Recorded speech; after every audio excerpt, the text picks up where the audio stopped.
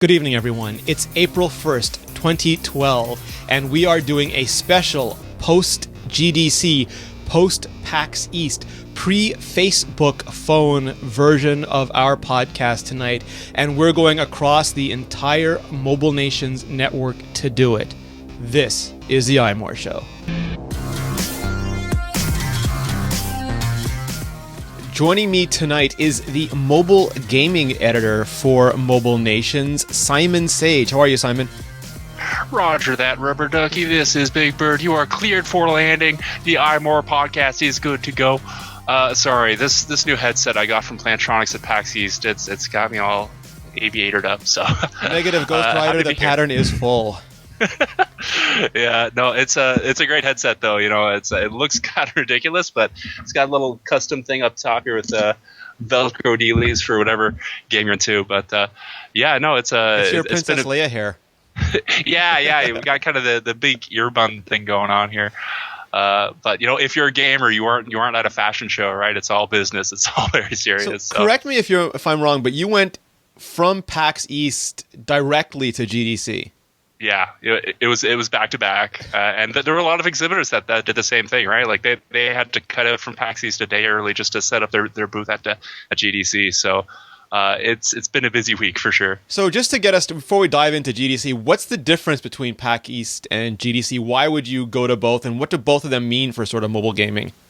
Okay, so I mean, I've been going to PAX East for the last couple of years just for fun, right? It's really a show by gamers for gamers, right? Whereas, you know, stuff like E3 and GDC are more industry events, you know. So at GDC, for example, you'll see a lot more, you know, job fair kind of stuff as like Valve is hiring or all these big companies, right? Whereas PAX East is more about just gamers, you know, playing a ton of games. They have like a whole tabletop area. So if you're into like Axis and Allies and stuff like that, they've got a section there. Warhammer for life. Exactly. So it's a really, really nice, healthy mix. Just people who are enthusiastic about everything. And I didn't know that, but you told me that it's actually run by the guys who do the comic strip, right? Yeah. It's the Penny Arcade Expo, and they've got one in Seattle. That's PAX Prime. They got the Boston one. That's PAX East, and they just started one in Australia. So it's like totally mushroom clouded beyond what they were expecting. I think they started in like 2001 or something like that. So what did you see at PAX? What was specific to mobile that you sort of got to enjoy at PAX? So a lot of the mobile stuff at PAX East was kind of bundled into the Boston Indie Showcase. They had like this little area that were indie developers who like you know, they all submitted for a competition kind of thing, and the very best ones were kind of shown off there. And I got to meet with a lot of indie developers. A lot of them were just kind of disenfranchised from like the big AAA publishers that just like tore at their soul, and they're like, screw this, I want to enjoy making games again. Freedom! So, yeah, exactly. And mobile is kind of the first place for them to go, right? You know, there's a very low barrier for entry. It's a very even playing field. You know, when you take a look at, you know, console games like Xbox, that's basically where the big publishers always reign, because they can go through those certification hoops that Microsoft imposes, and they've got big marketing budgets, and they can feasibly charge $70 for a game. On mobile, these smaller developers can get by charging $2 or trying the free to play route and still making a decent living. So a lot of them were going mobile there. And what were some of the favorite things that you saw there? Did anyone stand out for you? Yeah. There was what was it called? Eon Tablet, I think. No, Eon Alter. It was this really interesting idea where there's like one central tablet.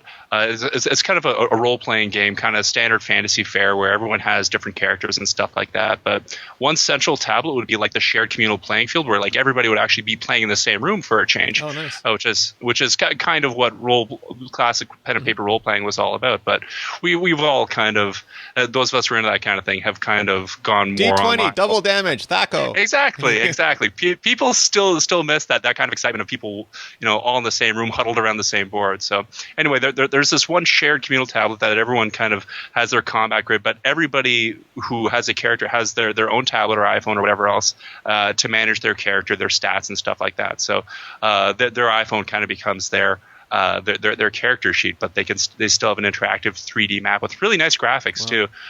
So it was that was probably my favorite thing out of PAX East. And so we flew you immediately from PAX East to GDC, and GDC is not just a show like CES, but it's also got something like Macworld, something like WWDC. It's got tracks where developers can learn things from other developers, right? It's also an industry event. Yeah, very much so. I mean, this was my first GDC, so when I first got there, I was kind of like, okay, where's the show floor? But it was actually like 2 days where it was just a developer session. So I was kind of actually thankful for the bit of breathing room. It was. I made the opposite mistake. I was there 2 years ago, and I didn't realize there was a trade floor, so I ended up leaving the day that it opened. Oh, geez, really? So did you go to any of the sessions? I mean, I tend not to go to those things because I figure it's all developer stuff that's way over my head. But did you go to any? A couple years ago, I went to the ones on women in gaming and the ones on the psychological motivators for gaming, like how to get and attract attention and keep attention. This year, I peeked in on the media and gaming, which had a couple guys explaining how to better. Had people from Polygon and Touch Arcade and Joystick and other publications telling gamers how to better pitch their apps, which is the same advice that all of us have been giving to developers for years. And I saw brief segments of other things, most of them along the lines of what you mentioned, is how to make great games on one side, but also how to make a living making great games on the other. Yeah, it's tricky. I mean, especially on iOS, there's just so much competition that, it's really, really hard to get the attention of any kind of press. Big name publications like Polygon or iMore, or even smaller blogs. I mean, we all get pitched constantly. So getting our attention is very tricky. I do not envy the job of anybody in mobile app PR. That's a tricky business. Yeah. So we should just preface this by saying that we went to Simon and I and Paul Acevedo went to GDC for Mobile Nations, but we didn't just cover it for iMore. We covered it for iMore and Android Central and Crackberry and Windows Phone Central. And there were elements at that show for every mobile platform. And maybe let's start with BlackBerry, because BlackBerry was the only one of the mobile platforms that actually had a booth right front and center on the show floor. That's true. I hadn't really considered that. Like, all of the other players were kind of just nestled into where the publishers were. Yeah. But BlackBerry had two kind of big things that they had set up there. They were showing off Bluetooth HID controller functionality. So that basically means that if you've got one of these suckers or something like it, it's just a little mobile Bluetooth controller. You can play games that have that are using those APIs. So I find that's really good if you've got it hooked up through HDMI to your TV. You can still play the game without actually having to your touch device the becomes device. your console. Exactly. But that very much depends on the developers taking advantage of those APIs. So I'm under the impression that Bluetooth HID has been supported in BlackBerry 10 from the get-go. Mm-hmm. It's just that not a lot of developers are really making use to it, or it hasn't really been highlighted. So that was one big thing BlackBerry was showing off. We have the same problem on iOS, is that, for example, we've had the ThinkGeek 8-bitty, I forget what it's called, the 8-bitty, which is a little Nintendo-like controller, and that full-blown arcade cabinet, the iCade, and it's only supported by a handful of games, mostly the Atari game and a couple others. And I think I like the fact that BlackBerry is making that a system-wide thing and platform stakes, because Apple's not doing that. Apple could really care less at this point whether your game controller is supported or not in the system. And I think it's a nice option for people who want to present that in their game, that they can count on a unified system level API. Absolutely. I mean, like finding something that's more standards compliant rather than proprietary is kind of the key to the whole system. I mean, this controller I got here, that's the Moga. They had a big presence at PAX, and they had a next generation version of this controller that was HID compliant, and that's huge, right? I mean, the initial model here relied on having a third party Android app installed mm-hmm. in order for it to work at all, and that really doesn't work given the breadth of devices out there. I mean, someone wants to be able to pick up these kinds of accessories and buy these games without having to worry about compatibility issues. So Bluetooth HID really is like the main thing that you really got to be looking for in this kind of stuff. Just do it. Put it in the OS. They should do that on Android, iOS, Windows Phone. Everyone should do it. Absolutely. So the other thing that BlackBerry was showing off at GDC was Unity. This is a really, really popular 3D game engine that's used all over the place in consoles, PC, what have you. So they're opening up the beta for developers to get involved with, using the Unity engine for their 3D games. So this is a really great opportunity for developers that are either already familiar with Unity tools, or they have a Unity game on another platform that they want to be able to easily port on a BlackBerry 10. It's really nice, but still very early stages. I think around BlackBerry Live a little bit later this year, we'll start seeing some proper demos. On the show floor, they had the kind of basic Unity tech demo that they kind of use everywhere, and it ran really smoothly. Yeah, it looked great. Yeah, I mean, the video I posted to Crackberry was just like, I was kind of barely listening to the guy talk. I was just like, wow, this game is so awesome, even though it's just a tech demo. You pointed out it had particle effects, it had shadows, the pace was fluid, it had all sorts of dynamics going on. Yeah. The frame rate, I'm pretty sure, was around 60 frames per second. It felt that way anyway. So.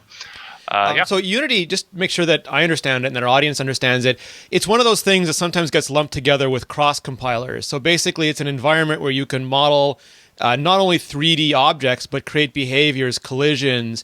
Basically, you can build your game entirely in Unity and then compile it for iOS or compile it for Android. And that's what a lot of the big games that we see today, they just look like the game. They don't look like an iOS app. They don't look like an Android app.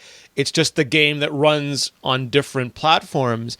And the closest thing I can think of, and tell me if this is right or wrong, is when you see a big console release, it says coming soon for Xbox and PlayStation and Nintendo, and BlackBerry wants to be part of that discussion. They want to see coming soon for iOS and Android and BlackBerry.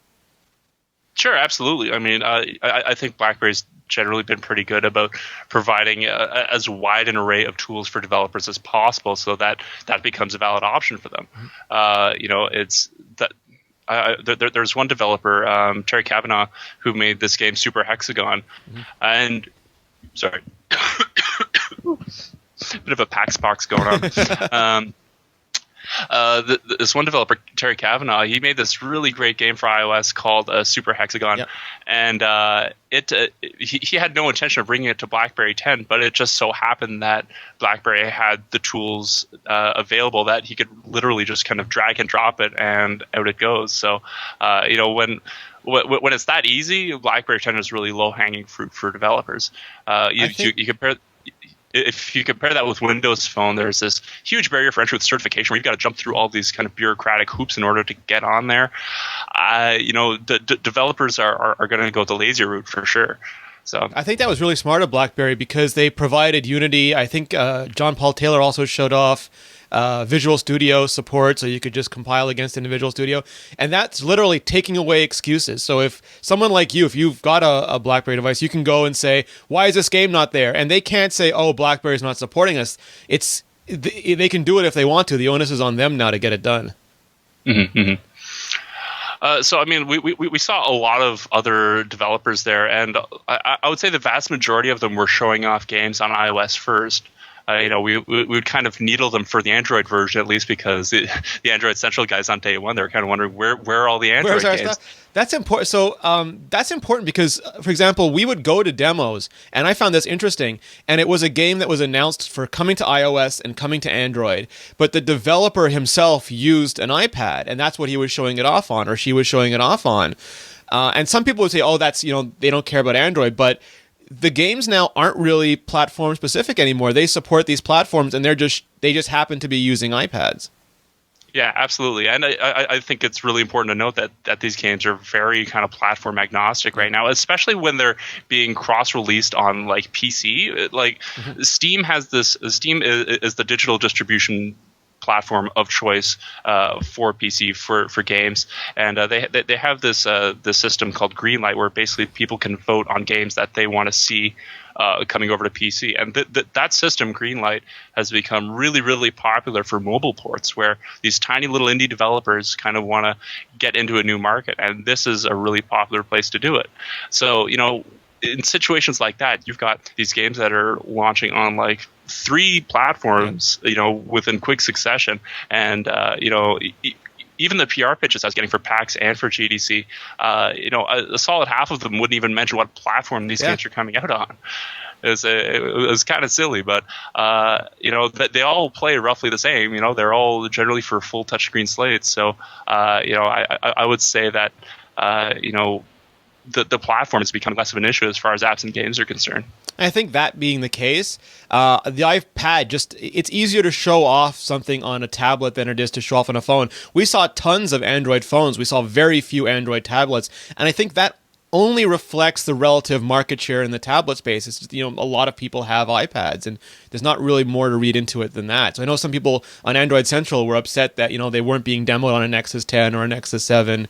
A lot of those people had Nexus phones or Android phones, so, you don't have to be too concerned. But the tablets were iPads. Yeah, absolutely.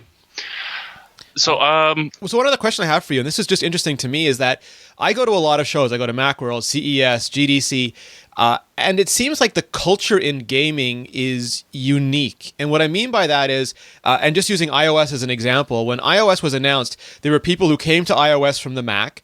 There are people who had just been general developers and were attracted to iOS, so they went there, sort of a new breed of iOS-specific developer. But also gaming developers came, and they're not the same groups, and they don't, like when you go to an Apple event, all the Apple developers know each other. There's this huge community. And at GDC, all these game developers know each other, but it's a very different community. It's like mobile's become this huge buffet of different developer communities. Oh yeah, absolutely. I mean, this like I said, this was my first GDC, and this is my first PAX as kind of press and going there for work, and it's really interesting. I mean, these mobile developers really do kind of stick pretty closely together, especially considering the larger sphere of PC and console gaming. I mean, those console games tend to get much flashier press. They get all the banners. They get all the attention. The movie theater had ginormous wall posters for what was it? Something for Battlefield 4. Yeah. They were huge for sure, and you're never going to see that for a mobile game, right? There's just no marketing budget for that kind of thing. It was like a movie premiere. Yeah, absolutely.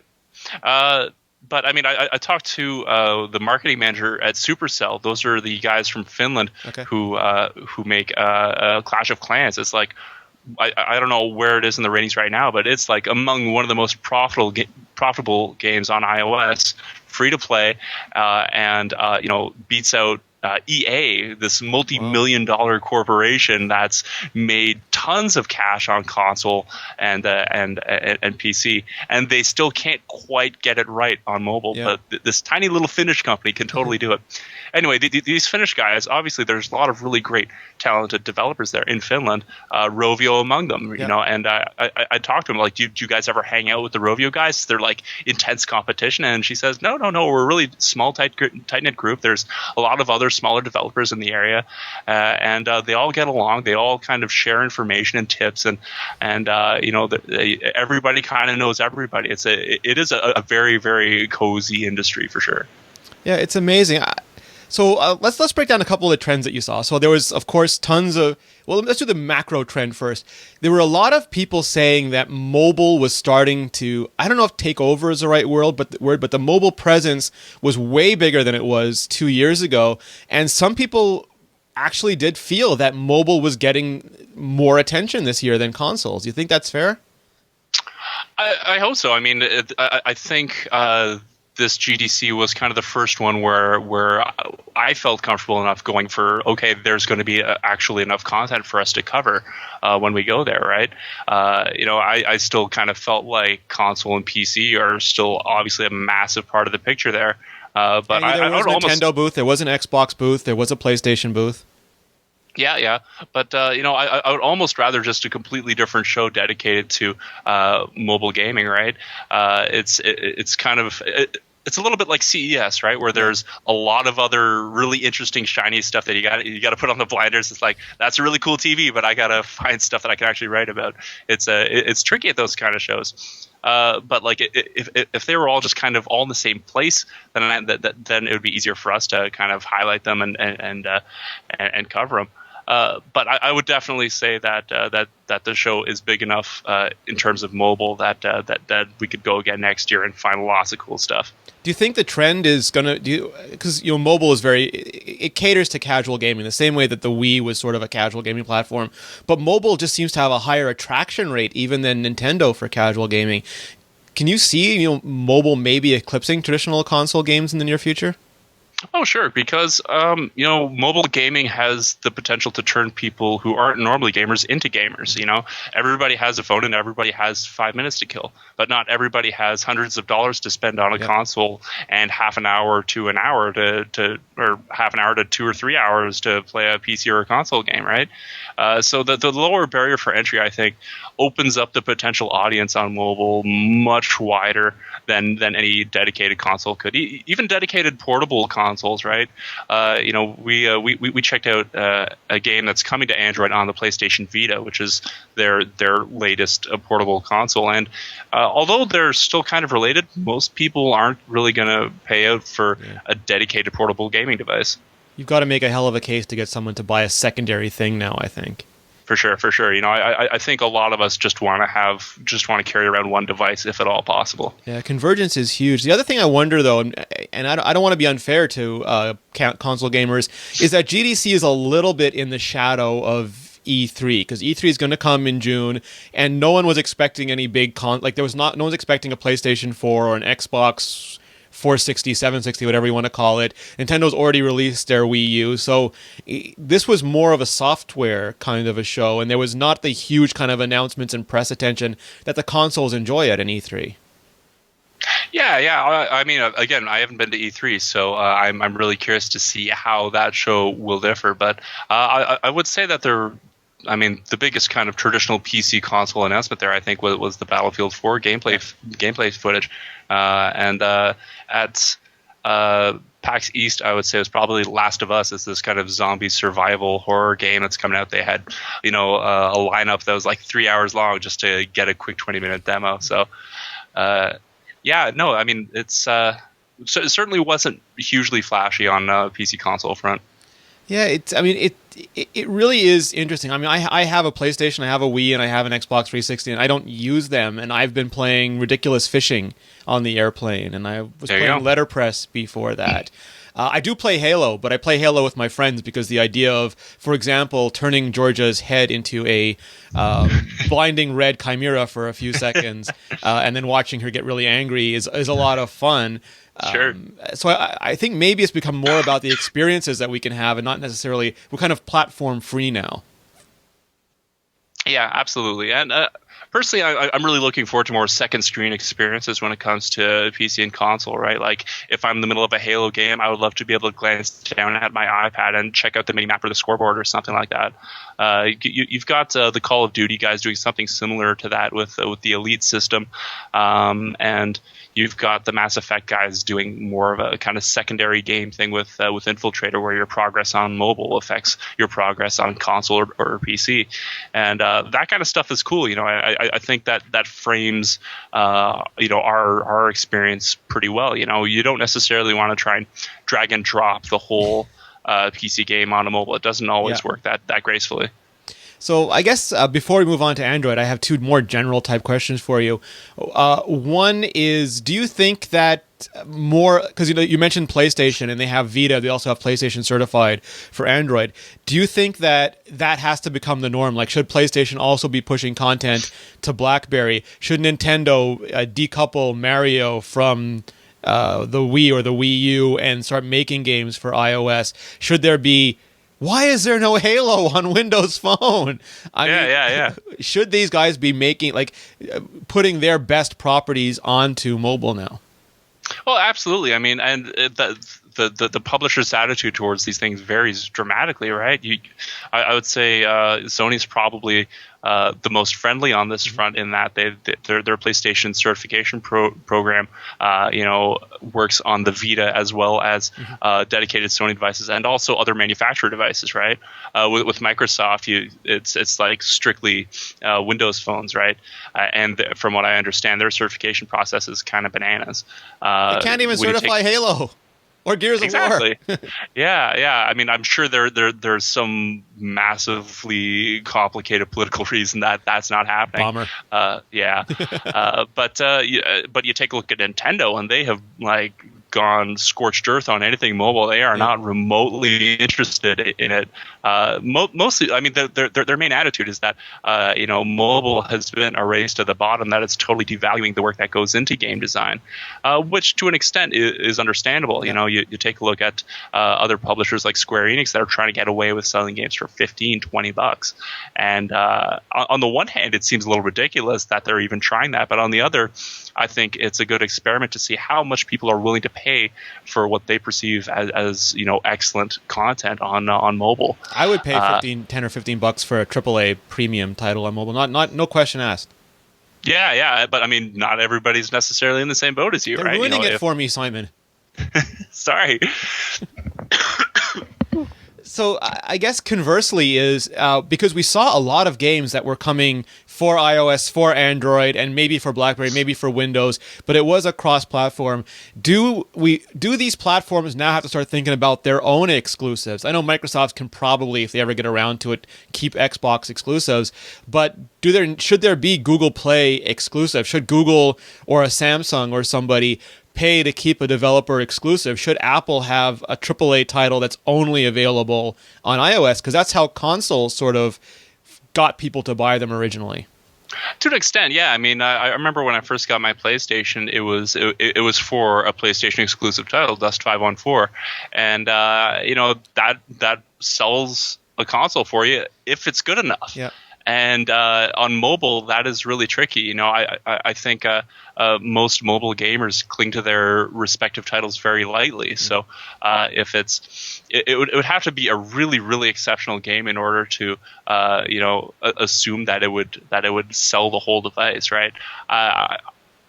I would welcome developers to try and make a game that good, but I think it would be really, really tricky, and it would also be really tricky to convince, Sony or Microsoft that it's worth getting them to pay you a giant boatload of money for the exclusive rights. And again, we so far have not even been able to get Halo on Windows Phone, which doesn't speak highly for the marquee sort of flagship exclusive title genre. Sure. All right, so delving into Android a little bit. And I'm never sure whether I should call it Android, because there is Android, of course, and there is Google Play Store where things play almost everywhere. But there's also these huge players like Samsung, and now Nvidia's getting into it. So maybe you can tell me, can we talk about an Android market in general, and how did that feel for you at GDC? So, I mean, again, a lot of the demos that we got were, kind of iOS first, but, it was between those demos that were saying anything about Android, it would be like 50-50. Yeah, we're launching the Android version at the same time as the iOS version, or the Android version's coming, 2 or 3 months later or something like that. Which is unfortunate. I mean, we were talking earlier about kind of middleware solutions, how these developers are making these games. So I think the biggest problem is simply testing against multiple devices, right? There are just so many Android phones out there that it's hard to make sure that a game will run stably across all the big ones. But there was a lot of marquee titles that we saw from big developers that were. I mean, Glue was bringing their titles to, I forget what it's called, Battle Commandos 2? Frontline Commando D-Day. Yeah. D-Day.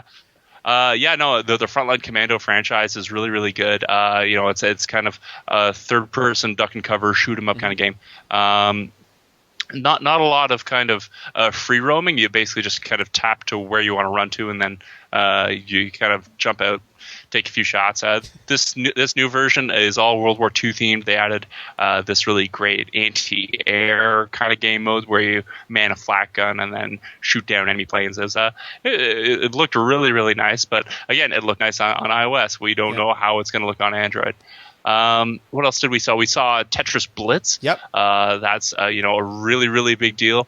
Tetris is a brand that everyone recognizes immediately, and it's a fresh take on it. Basically, you don't lose at all. You just play for 2 minutes as much as possible. Just eliminate as many rows as you can, and you choose different power-ups, and you just use those power-ups to blow up as many blocks as you can. You got lasers and stuff, and they're going to keep releasing new power-ups that you can earn over time. So every single week there's going to be a new one. So interesting setup, and very, very similar to what EA's doing with Bejeweled Blitz right now. Was Iron Man also coming to Android, or was that just iOS for now? I don't recall. I think it's coming to Android. Okay. Yeah, I mean, it's a lot of people were calling it Temple Run Iron Man, which is pretty accurate. You know, it's just an endless runner, and you just collect as many coins as possible, dodge missiles and airplanes coming at you. The graphics were superb, though.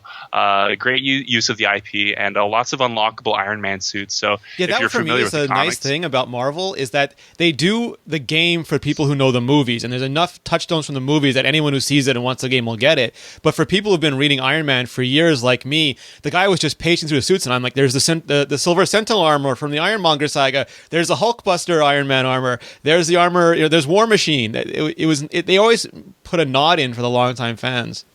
Yeah, for sure. That's important, right? I mean, you know, if you're gonna bother playing the nostalgia card, you really have to milk it, right? You have to dive deep and get all of the content out. Marvel on the whole has been really good with mobile, though, right? Yeah. I mean, they had a couple of weeks ago that free comic giveaway thing, which just crashed. Like 700 number one issues for Comixology. Yeah, but like there was so much of an influx and demand for that it crashed the Comixology servers, right? So, you know, and Marvel Unlimited has come to mobile now, so you can read. It's like, if people aren't familiar with it, it's like Netflix for Marvel Comics. You can read, I think, 70,000 back issues. On the plane, I was reading a ton of. I was reading old Avengers comics. It's just fantastic. Yeah, for sure. So, you know, the companies that are really all in with mobile, you know, they can do it right. You know, Marvel is a key example of that. But and I think, correct me if I'm wrong, but EA said that Marvel was fast in getting back to them and improving things and tweaking things too. Yeah, absolutely. And, you know, it's obviously in situations like this, you'll have big companies with Marvel that have an IP, and they have to find the right partners to work with. And it's good to see that Gameloft had it all on lock. You know, Gameloft has been doing this stuff for a while, so they know what they're doing. And I think Iron Man 3 is going to play really nicely on whatever platform you're going to be getting it on. EA so I went with Simon to EA, and that was interesting to me because 2 years ago I met with Chilingo, which was, you know, publishing Angry Birds at the time, and I met with Firemint, which was making real racing at the time. This year we walked into EA, and there was the EA games against one wall, including Bejeweled Blitz and Ultima Forever, and in another corner there was Chilingo because they're now an EA property, and in another corner there was Firemonkey because Firemint merged with them, made Firemonkey, and now that's also an EA property. So all these smaller upstart mobile companies, EA kind of wrapped themselves around it quickly. And they should. You know, these Chilingo is still kind of my favorite little mobile publisher. They get such good games, and they're always in contact with us about, you know, here's what's coming out this week, that kind of stuff. And they just find the greatest titles. There's this one I played called iCycle 2. Yes. Oh my god. That was naked bicycling. Yeah, it's just this really bizarre, abstract platforming game. The gameplay itself was pretty basic and straightforward, but the art style was just really, really unique. Check out the video on iMore. It's you know, you really won't see that kind of gameplay anywhere else. Yeah, and they also did Tiny Troopers 2, which was sort of a mega-deformed, giant-headed, Humvee-powered Gatling gun, you know, toting shoot-'em-up. Yeah. I mean, that was pretty straightforward. You know, they had the original one. It was really successful. You know, I only got to play it for a little bit, but it's already out. It was kind of interesting with the timing for some of these, right? I wanted to cover Shoot Many Robots coming to Android before PAX East, but they had launched it like a couple of days before. So, you know, at most I could do an announcement post. But you know, really ideally at these shows, we want to get previews before these games come out. And the Tiny Troopers one, I think it was just slightly before. You know, we could ease a little bit more heads up there. Yeah. Maybe this is a good point to dive into this too, because we talked to Firemonkey about Real Racing 3, and unlike Real Racing 1 or 2, which were premium titles, I think $10 when the first one launched on the App Store, and still well priced for the second version, now has gone free to play, and we talked to them about that. So first of all, Real Racing 3 looks fantastic, right, Simon? And they have a Chevrolet pack coming out soon. Yep. Yeah. No. The game looks great. You know, they kind of set the bar with the previous Real Racing games. Like, this is how good iOS and Android games can look. And to give you an idea, when the iPhone 3GS was announced, they put out a demo of Real Racing running 50 cars or something. And the minute AirPlay was announced, they announced Party Play. They are so fast at adapting technologies. For sure.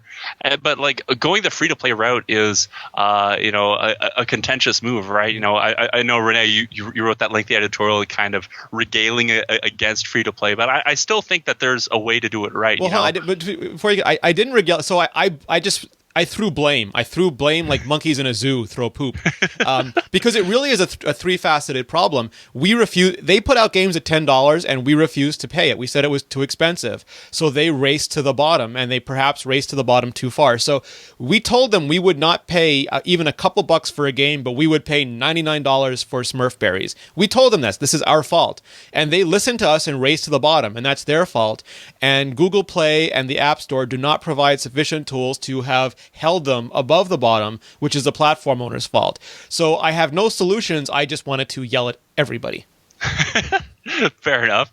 So, I mean, would you ideally like to see the whole market just going back to premium games where you pay, $3, $4, $5, $6, $7 for a title? I'm of two minds of this because I like you, believe that free-to-play can be done right. I think that it can be done horribly wrong, which are like the casino games in the App Store where you can't win money, but you can gamble away hundreds of dollars if you're not careful. And these are top-grossing apps. And some people say they don't mind that people know what they're doing. But I think that sets a poor example for what is success in the App Store. And it creates an environment where games thrive that I don't want to play, and I don't think gamers want to play. I don't think that's the real gaming market. And if that sounds pretentious, so be it. But I also want these guys to make money, because if they don't make money, they're not going to make us great games. And I've said this before, but the Atari market collapsed because there was no platform value, and they literally had to bury ET cartridges in the desert. And that can happen when the platform owner is not aligned with developers who are not aligned with consumers. And I don't want that to happen in mobile.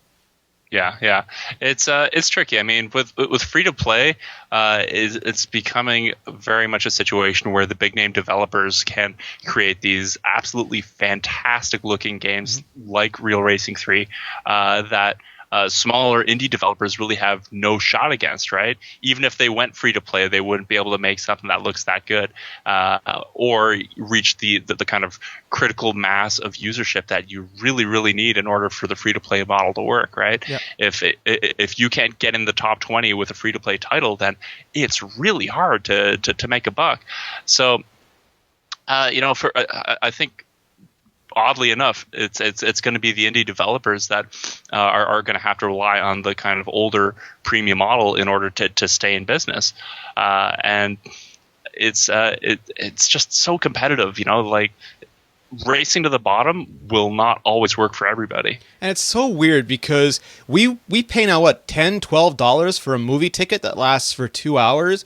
We pay $5 for it's not even called coffee anymore. Forget it. An espresso-based beverage or something that's gone in a few minutes. $12 for a Happy Meal or whatever McDonald's sells these days. That's gone.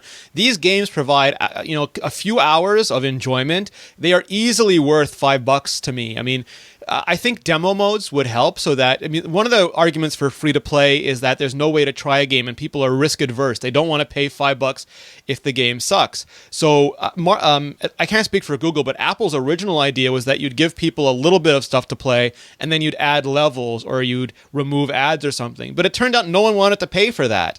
So they put in, the only things we'll pay for is impatience or ego. So like, I'll pay money to get something that I can't earn. Like, you used to have to play hours to earn stuff or even hire people to dig gold for you. Now you can just buy it. Or, for me to have a Smurf hut that looks better than Simon so that all my friends know that I have the best Smurf hut, I'll pay $99 for that. And that's what's dictating this policy. And I think like if they do demos, maybe. So I know some platforms, Android and Windows Phone, do refunds. But if they had some sort of demo availability, and then they had a premium app store, almost like a separate, segregated. And I know Craig Hockenberry from Icon Facts has been saying this for years, but a place where AAA class titles, both apps and games, could live without the pressure of free games being marketed next to them.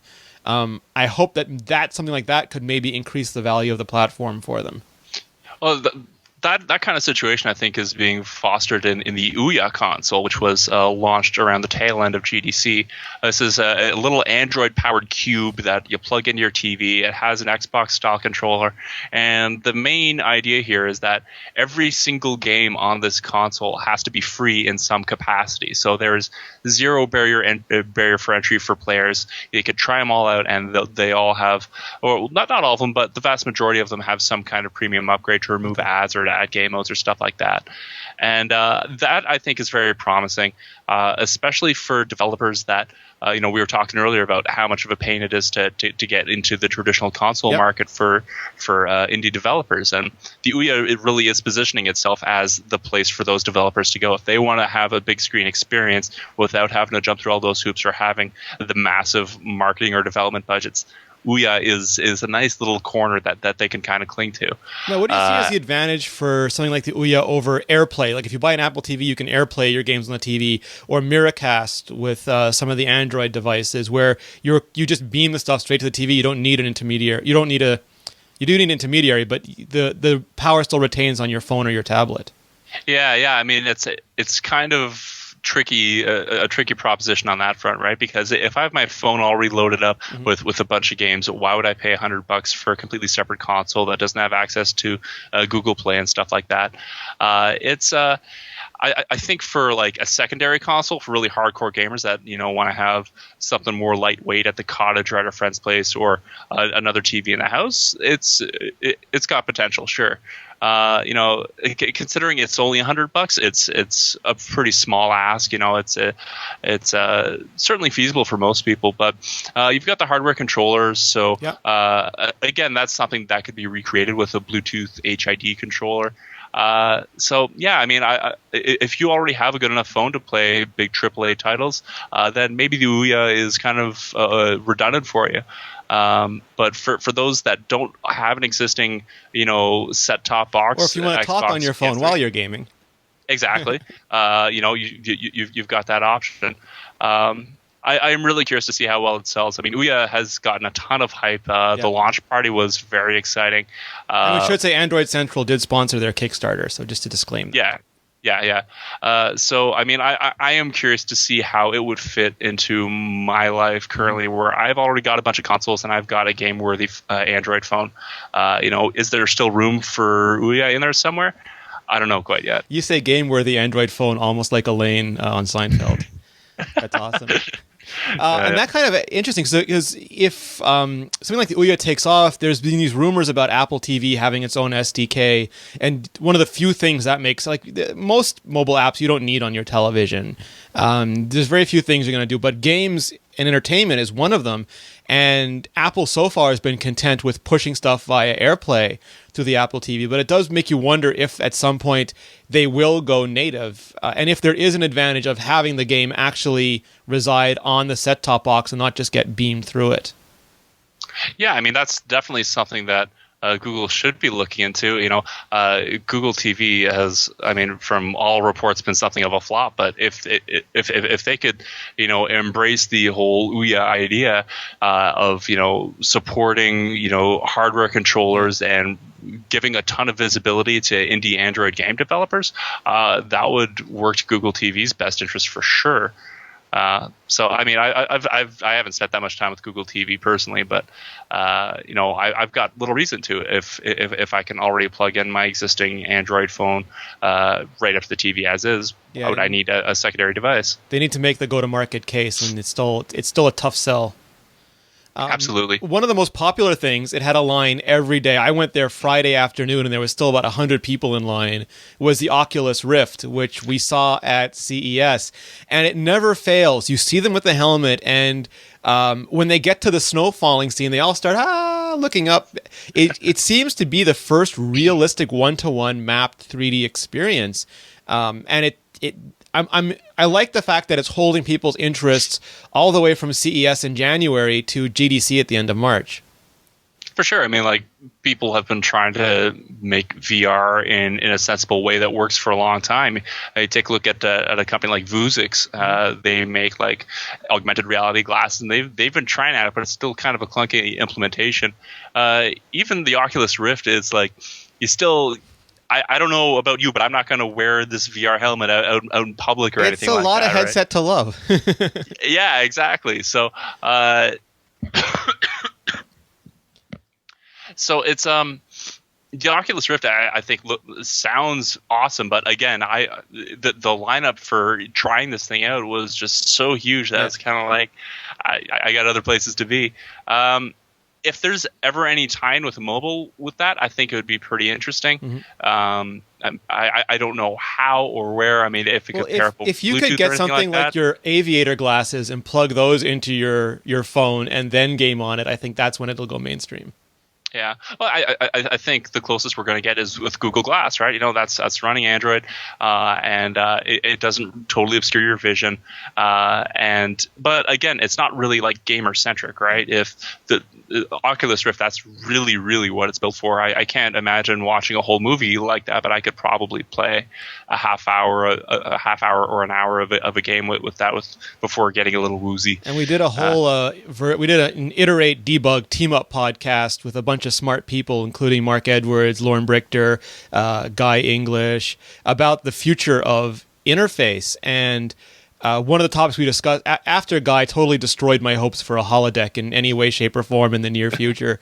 We talked about a lot of these technologies, so I'll put a link to that in it as well. But the other thing that I'm still curious about, and also went from CES to GDC, was the Shield, the NVIDIA Project Shield, which to me, like I'm a novice of stuff, so you can correct me when I make mistakes here, but it looks like an Xbox controller with a flip-up 720p monitor that plays a bunch of games. And because the words project is in the title, I don't feel bad about saying that it still seems a little bit like a tech demo to me at this point.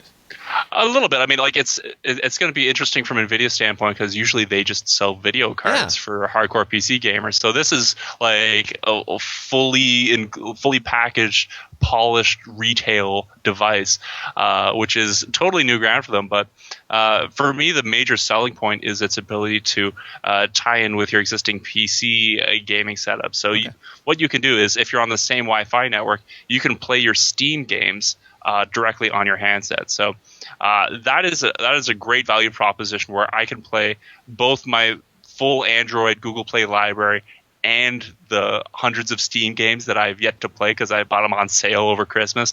It's the controller feels good. It's got great built-in speakers. It's got standardized inputs on the back. And it feels really great. My only real My only concern with it is that the controller and the screen being put together, do I hold the controller up at screen height? Do I bend down to look at it at controller height? Have you tried it enough to get a feel for that yet? A little bit. I mean, I find that the little flippable screen has a good enough of an angle that you could just look at it straight on. As far as when you're playing on the TV, I would probably just look right at the TV. You've got right. You can buttons there, beam 4K video out of that sucker, right? Yeah. So it's a powerful little machine. Yeah. The only real question right now is, how much is it going to cost and when is it coming out? I think. Details. I think a lot of us would be comfortable at around $200, but other people, when it was first announced, were saying it'd be closer to $400 to $500, which I don't think anyone would be in for. So that's kind of what it's all hinging on. And you asked them whether there were exclusive titles, and I think their answer was they already have their Tegra for Android program, right? And this was riffing off that? Exactly. So right now on Android, they have this Tegra Zone application where they basically highlight games that have been built for their graphics processor, and only certain phones have it. And so basically, if you get these games on non-Tegra devices, the graphics won't be quite as shiny. But all of those Tegra certified games are going to be on Project Shield. So even the non-Tegra games, you'll be able to download and install just as you would any other Google Play game. So tons of selection there for sure. And what I like is exactly what you mentioned, is that NVIDIA is a non-traditional game platform. They came from chipsets, and they're building their way towards a platform. For the last few years, there's been like a game console announced, and then 5 to 10 years later, its successor was announced. And yes, it bounced between whether Nintendo was the most popular, PlayStation was the most popular, Xbox was the most popular. But in essence, there was years between hardware iterations, and that's nice because you don't have to buy a lot of stuff, but it also means that it might not have innovated as fast as possible. And now you have the pressure of mobile, of iPhones and iPads, of Nexus and Galaxies and whatever Motorola calls it when it's not called a Droid, and BlackBerry 10 and Windows Phone and things like Shield. And it seems like this is a really exciting time for gaming. It's turbulent in that we don't know exactly what's next, but people are just trying a bunch of really exciting stuff. Oh, for sure. One of the things I got to play around with a bit at PAX was the Leap Motion. Oh, yeah. Yeah. So Leap Motion, for those who aren't familiar, it's this really, really tiny little infrared sensor that plugs into your computer over USB. And it's basically like a miniature Kinect, like the Xbox Kinect. It senses your fingers at a ridiculously high fidelity. It's just like very, very sharp. Yeah. Tons of gaming applications there. And the demo I saw that was using it was made by Double Fine. They're a pretty popular game developer. This mobile title called Drop Chord, where basically you've got your two fingers here, and you've got a circle on screen. And little targets pop up on the screen, and you use your fingers to move this line through the circle to take out the targets. So depending on where your fingers are just kind of floating around in the air, that's where the line would kind of go through. And so basically this whole weird technique, I feel kind of weird playing a game like this, but they're going to transpose that same experience to mobile, and I think that shows a ton of promise for all of these kind of mobile trends that are gradually finding their way into PC. Like with Windows 8, it's so touch centric that if you've got a mouse and keyboard only, then it feels weird. But with something like Leap Motion, I could see these touch games and just touch experiences translating to the classic desktop experience really, really well. It's really, and if anyone's interested in the covers that we did at GDC, you can go to any of the Mobile Nation sites. We'll have easy tags for you to find. I'll put them in the show notes. But did you manage to get, and this is totally an unfair question, so I'm going to throw it at you anyway. BlackBerry 10 is just started launching in the US. The devices are just hitting the shelves. They have a lot more to announce as the year goes on. Google I/O still coming up. WWDC presumably in June of this year. Microsoft has got Windows 8 off its feet, and presumably they're still full speed ahead. What are you looking forward to for the next year of mobile gaming? Is there anything that you think they need to do that they're not doing yet, or any goals that they should have as an industry in general? Just BlackBerry in particular? Any or all of them? Okay, so my general impression from these shows was that developers are still going to iOS first, and then Android is a high probability, but the third place slot is generally going to PC. It's they're going to be porting their experiences there, and then kind of Windows Phone or BlackBerry 10 take a backseat to the PC port. So I would like to see those two competitors, Windows Phone and BlackBerry, that are really kind of vying for that third place spot, to be able to plug into the PC ecosystem a little bit more tightly. I would love to see BlackBerry 10 games on Steam, for example. If I could buy once on PC and get it twice on mobile, that would be really huge for me. I didn't see any firm signs of that actually happening, but that's just like massive wishful thinking, and I think really, really important for the mobole developers that want to have kind of a scattershot approach. Like, we asked, what are you coming to this platform? And the basic answer, when you cut through all the marketing and all the niceties, is it's a chicken and the egg problem, which is a total cliche, but it is. They say that the manufacturers have to sell more phones, and the manufacturers say we need apps to sell more phones. Yeah. And I mean, as far as BlackBerry is concerned, I've been really impressed with the games that they've managed to wrangle prior to the US launch. So, but that said, a lot of the developers I talked to were much more bullish on Windows Phone than I was anticipating. So I think it's going to be a really, really close race in the next year for mobile game developers between those two.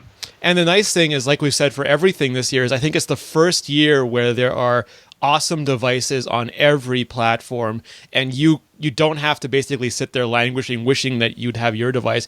Whichever one you pick, you could have some fantastic stuff on. Absolutely, we were just kind of inundated with how many great mobile games were out there at both shows. So I guess the last thing, this is a total departure from GDC and gaming, is Facebook has announced their third event of the year. As Mark Gurman pointed out on Twitter, they have now announced 3 events. Apple hasn't announced anything yet. We're still waiting on Google I/O, but there's been tons of Android events. But Facebook is put out an invitation saying, come see our new home on Android. And this led to speculation of everything from a Facebook phone to a Facebook launcher to a new version of the Facebook app to Facebook just once again wasting a lot of people's time having an event that they really didn't have to have an event for. And it remains to be seen which one is true. Phil Nickinson on Android Central put up a lot of questions that he had about him, and Phil's great at that. Phil's great at not being sensationalistic and running for the cheap headline, but seriously thinking about what all this means. And for my part, I've heard for a long time that Facebook was working on a phone. What that means is up for debate, but they would be insane not to. They're one of the few companies that has the size, the money, and the reach to still make a platform that hasn't made one. I mean, we've seen what Google's doing, what Apple's doing. We've even seen what Mozilla is doing and Ubuntu is doing. Facebook could do something really interesting. And there's been all these stories of Mark Zuckerberg, cozying up to iOS developers and designers and taking them for Steve Jobs walks in the park and saying, we're now the place where you can come and dent the universe. And you don't have people like Eric Tsang from the Google Android team and Mike Mattis from Delicious Monster and Push Pop Press. You don't have them sitting there for 2 years doing updates to the news feed. These guys have been working on something. And it seems to me, and I'm interested in your take, but my take is because they put the word Android and home in there, that we're probably looking at some sort of enhanced Facebook app / home screen experience. And why I think that's smart is Facebook hardware would alienate, would create competitors the way Android created competitors, and Facebook really wants to be everywhere. So I made the joke on iMore that it's sort of like a face hugger strategy for Facebook, where they're grafting on Android, injecting their own DNA, and owning a lot of the experience with almost no risk or investment. So I don't know how, because you just got back, I don't know how much you've had a chance to look at that, but do you have any thoughts about them in mobile? Yeah, I mean, I looked at it a little bit, and I think the more interesting story there is less the hardware and more the software. People are pointing at the HTC Cha-Cha and how much of a bomb that was, and I don't think that's really the long-term route that they want to go. You're absolutely right that they want to have as broad a reach as possible. Facebook in and of itself is very much an app platform, right? They have App Center. They've kind of lashed onto that nomenclature. So, they've even talked to us about, how do we pimp out new mobile apps that are Facebook connected? And I think that, a central place where you could browse through Facebook connected apps, like kind of an alternative Facebook app market that's a little bit more platform agnostic. If it wouldn't necessarily matter what version of Android you're running. If you could find all of these Facebook connected apps in a central place, kind of like the NVIDIA Tegra Zone, like we were talking about earlier, I think that would very much be in the cards for Facebook. They've done a lot of work to get really big name developers there, and games too, right? There are a ton of Facebook games that kind of launch concurrently on there and on mobile. Farmville is Facebook's fault. Exactly. So I think a home screen launcher is entirely possible. I think a completely separate device is probably unlikely, but we'll see. I mean, it's I hope it's not just a new Facebook app. It's like, hey, we added a feature to the standard Facebook app. If they're making this much noise about it, it better be something dramatic.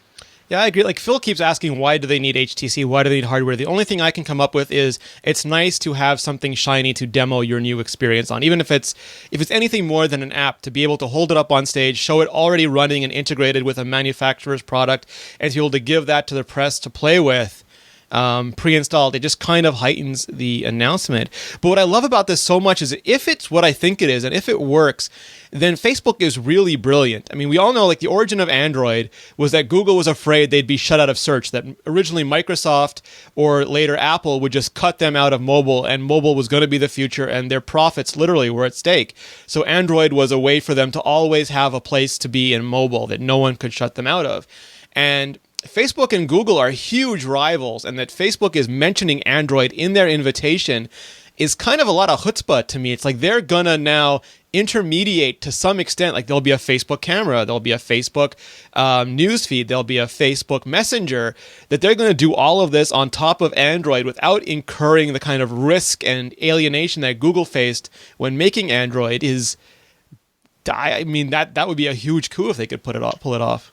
Yeah. I mean, if they go the Amazon route and just completely fork off and make their own build, that would be pretty ballsy. But they would have to have some kind of manufacturer partnership in place, and that in turn. I don't think they want that. I think Amazon they want a device that can be a front end for their store. And that's all that is that if you buy a Kindle, you are locked into the...